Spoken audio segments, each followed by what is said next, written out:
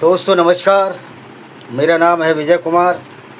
मैं हूँ एक इंग्लिश लेखक। मेरी 10 किताबें हैं जिसमें मैंने लगभग इस्लाम, क्रिश्चियनिटी और वैदिक धर्म में जो गंदगियाँ भर दी गई हैं उसका खुलासा किया है। और ये जो आज हम जिस श्रृंखला में जो चौथा चैप्टर है, आज ये तीसरा वीडियो है, सॉरी, तो हमने ये बताने की कोशिश की है कि जो बाइबिल भी एक झूठ का पुलिंदा है और बाइबिल का जो पहला ही अध्याय है जिसको कि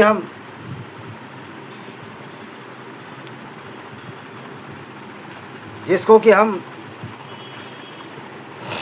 उत्पत्ति के नाम से जानते हैं, जिसको इंग्लिश में जेनेसिस कहा जाता है।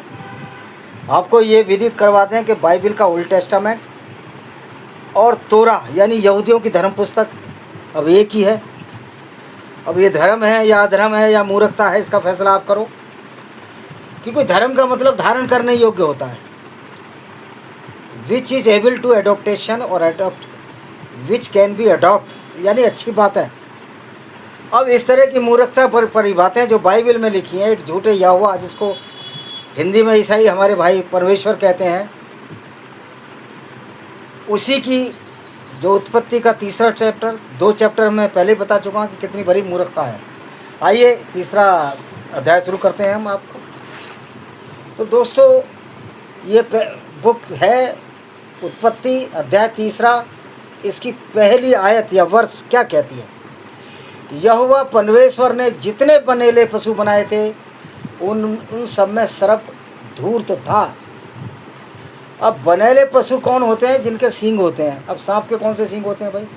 और उसने स्त्री से कहा, क्या सच है कि परमेश्वर ने कहा है तुम इस वाटिका के किसी वृक्ष का फल ना खाना?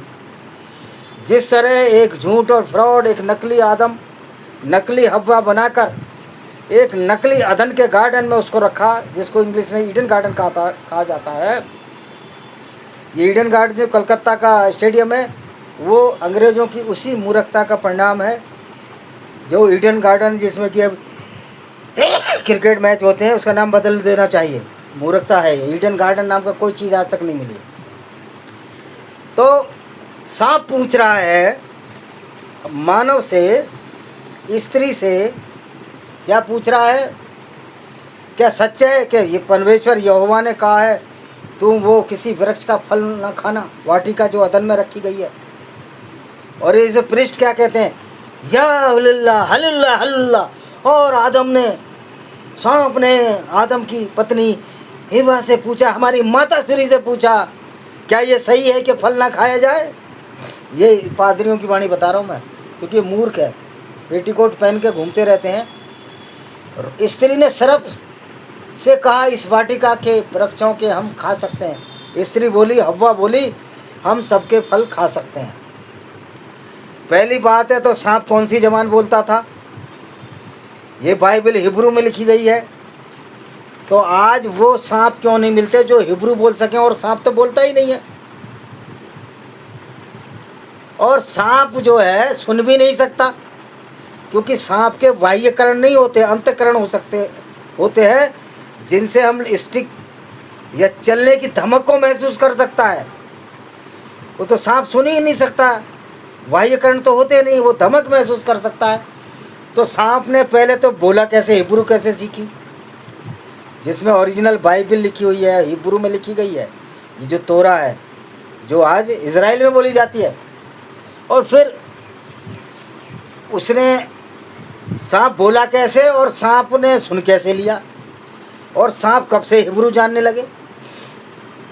तो स्त्री ने सर्प से कहा, अब सांप से वो भी बात कर रही है हवा, इस वाटिका के वृक्षों के फल हम खा सकते हैं? कह रहे सारे फल खा सकते हैं, पर जो वृक्ष वाटिका के बीच में है उसके फल के विषय में परमेश्वर ने कहा, न तो तुम उसको खाना न उसको छूना, नहीं तो मर जाओगे। कह रहे जो वाटिका के बीच में वृक्ष है उसको मत खाना। और वो वृक्ष क्या था? ज्ञान का वृक्ष था। अब सबको पता है कि धर्म में ज्ञान की आवश्यकता नहीं होती, मूर्खता की आवश्यकता होती है। जिस तरह ब्रह्मा के थूक से ब्राह्मण पैदा हो गया, लार और थूक से, क्या ब्रह्मा के लार में स्पर्म और ओवम है जो फर्टिलाइजेशन हो गया और बच्चा पैदा कर दिया? इसी तरह की मूर्खता ये है कि बीच वाला जो फल है, वृक्ष है, उसमें जो फल लगता है वो ज्ञान का फल है, यानी कि मूर्ख ही रहना तुम। इसलिए प्राय धार्मिक लोग मूर्ख होते हैं। और पिछले वीडियो में तो मुझे बहुत गाली दी है उन्होंने, और गाली देने से इस बात की तस्दीक पुष्टि नहीं हो जाएगी कि बाइबल सही है। बाइबल मूर्खों द्वारा पढ़ी जाने वाली किताब, मूर्खों द्वारा मानी जाने वाली किताब रहेगी कि विज्ञान ने साबित कर दिया है कि बाइबल का रचयिता एक सुपर डुपर स्टूपिड और मूर्ख व्यक्ति है, और ये पादरी भी उसी मूर्खों की श्रेणी में आते हैं। तब सर्प ने स्त्री से कहा, तुम निश्चय न मरोगे। सांप, यानी सांप ज़्यादा जानता है। सांप की बुद्धि कितनी होती है? छोटा सा ब्रेन होता है। और इंसान का ब्रेन, हालांकि आदम हवा तो काल्पनिक चीज़ है, वास्तविकता में इंसान का ब्रेन सबसे बड़ा है उसके शरीर के साइज के हिसाब से। यूँ तो हाथी का ब्रेन हमसे बड़ा है, लेकिन उसका साइज भी तो हमसे कितना बड़ा है। कंपेरेटिवली जो प्रतिशत है, हमारा ब्रेन हाथी से भी बड़ा है। अगर हमारा शरीर हाथी के बराबर हो जाए तो हमारा जो मस्तिष्क का घना जो कैविटी है क्रेनियम की, जिसको कपाल बोलते हैं, उसका घनत्व तो बहुत ज़्यादा हो जाएगा। लेकिन वहाँ सांप जो इसको सलाह दे रहा है, इसको आदम को, जो कि नकली है, ईव को जो उसकी घरवाली है। अच्छा जी, आगे क्या करा? तो सांप बोल रहा है, वरन परमेश्वर आप जानता है कि जिस दिन तुम उसका फल खाओगे उसी दिन तुम्हारी आंखें खुल जाएंगी, तुम भले बुरे का ज्ञान पाकर परमेश्वर के तुल्य हो जाओगे, परमेश्वर के तुल्य हो जाओगे, ज्ञानवान हो जाओगे। लेकिन यार, बाइबल के यहोवा को क्या लेना देना कि कोई मनुष्य मूर्ख ना रहे? क्योंकि जिन्होंने बाइबल लिखी उन्होंने पहले ही बोल दिया कि जब भी ज्ञान आ जाएगा ये बाइबल के परकच्चे उड़ जाएंगे। इसलिए आज स्वीडन हो, नीदरलैंड हो, जो इस स्कैंडिनेवियन कंट्रीज़ हैं, ठंडे मुल्क हैं, हेलेंस्की किस्म आती है, फिनलैंड वगैरह, ये जो मुल्क हैं जो कि जर्मन से ऊपर हैं, ब्रिटिश के ऊपर हैं, जो सबसे लास्ट में यूरोप का जो नॉर्दर्न कोना है, उन कंट्रियों में नास्तिकता बढ़ रही है। इसी वजह से कि वो जानते हैं कि बाइबल एक झूठ का पुलिंदा मात्र है। और सांप कह रहा, तुम्हें भले बुरे का ज्ञान हो जाएगा। सो जब स्त्री ने देखा उस वृक्ष का फल खाने में अच्छा और देखने में मनभाव और बुद्धि देने के लिए चाहने योग्य, तब उसने उसी में से तोड़कर खाया और अपने पति को दिया, उसने भी खाया। अब वो फल खा लिया, लेकिन वो फल का नाम क्या है आज तक किसी को नहीं पता। कौन सा फल खाया ये आज तक किसी को नहीं पता। और कौन सा सांप था जो हिब्रू भाषा में बात करता था ये भी नहीं पता। आज वो सांप क्यों नहीं मिलते इजराइल में, जो हिब्रू भाषा में जिसे बाइबल लिखी गई है उसमें बात करें। तब उन दोनों की आंखें खुल गईं, उनको मालूम हुआ कि वो नंगे हैं। सो उन्होंने अंजीर के पत्ते जोड़ कर लंगोट बना लिए।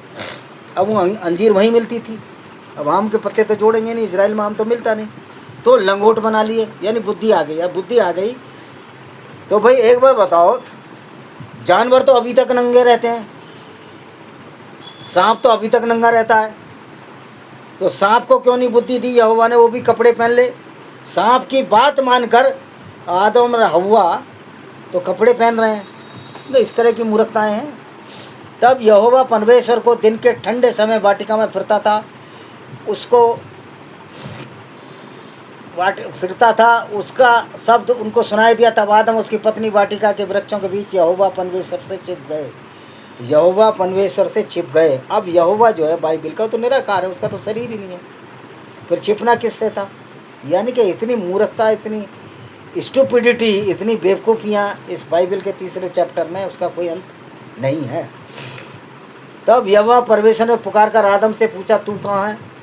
अब आदम तो, परमेश्वर तो सबको जानता, उसको पता ही नहीं आदम कहाँ है। और आदम, अब परमेश्वर ने कौन सी भाषा में बात करी? हिब्रू जानते थे परमेश्वर, और आदम ने हिब्रू सीख ली।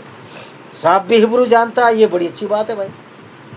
उसने कहा मैं तेरा शब्द बाड़ी में सुनकर डर गया, क्योंकि नंगा था इसलिए छिप गया, क्यों? बुद्धि आ गई ना। और उस सांप ने क्यों नहीं फल खाया भाई? सांप को तो पहले खाना था, सांप को पता था कि उसे बुद्धि आ गई। यानी सांप ने भी फल खाया होगा जब तो बुद्धि आई उसको, जब तो उसने कहा उस फल को खाओ बुद्धि आएगी। तो सांप ने कपड़े क्यों नहीं पहने? वो क्यों नंगा था? जब इनको शर्म आई, सांप को क्यों नहीं शर्म आई? यानी सांप बेशरम है, बाइबल का सांप बेशरम है, बुद्धिहीन भी नहीं है, बुद्धिहीन है। उसने कहा किसने तुझे चिल्लाया, बताया, चिताया, मैंने बताया कि तू नंगा है। जिस वृक्ष का फल खाने को मैंने तुझे बरजा था, नहीं रोका था, क्या तुझने फल खाया? आदम ने कहा जिस स्त्री को तूने मेरे संग रहने को दिया है उसी ने उस वृक्ष का फल मुझे दिया और मैंने खाया। तब यहोवा परमेश्वर ने स्त्री से कहा तूने क्या किया? स्त्री ने कहा सांप ने मुझे बहका दिया तब मैंने खाया।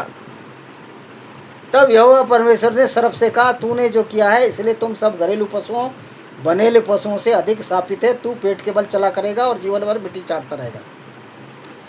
तो जो सांप जो है ना, सांप के भी पहले फिन होते थे, पंख।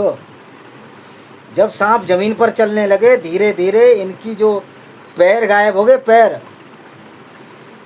ये जैव एवोल्यूशन की बात है, पैर गायब हो गए और सांप मिट्टी नहीं चाटता है, सांप भी शिकार करता है। पेट के बल इसलिए चलता है कि धीरे धीरे ये रेंगने वालों में बदल गया। ये चूहे खाने होते थे, इसको वो खाने होते थे, इसलिए इसके धीरे धीरे पैर गायब हो गए। लेकिन ना यहोवा का पता है ना नहीं पादरियों को पता है, जो पादते ही रहते हैं। तब यहोवा परमेश्वर ने सर्प से कहा तूने जो किया है अचयित हो गया, और मैं तेरे और इस स्त्री के बीच, तेरे वंश और इसके वंश के बीच बैर उत्पन्न करेंगे। वह तेरे सिर को कुचल डालेगा और तू उसकी एड़ी को डसेगा। कि सांप एड़ी डसेगा और तू उसको कुचलेगा। लेकिन बाइबल के मूर्ख परमेश्वर यहोवा को यह भी नहीं पता था कि सिर्फ 15 या 12% सांप ही जहरीले हैं,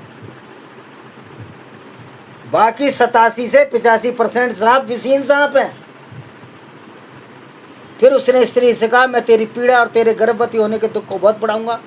तू पीड़ित होकर बालक उत्पन्न करेगी और तेरी लालसा तेरे पति की ओर होगी, वह तुझ पर प्रभुता करेगा। वो कह रहे तेरे लालसा तेरे पति की तरफ होगी, प्रभुता करेगा। अरे तो हार्मोन का कमाल है ना स्त्री पुरुष का, इसमें कौन क्या है?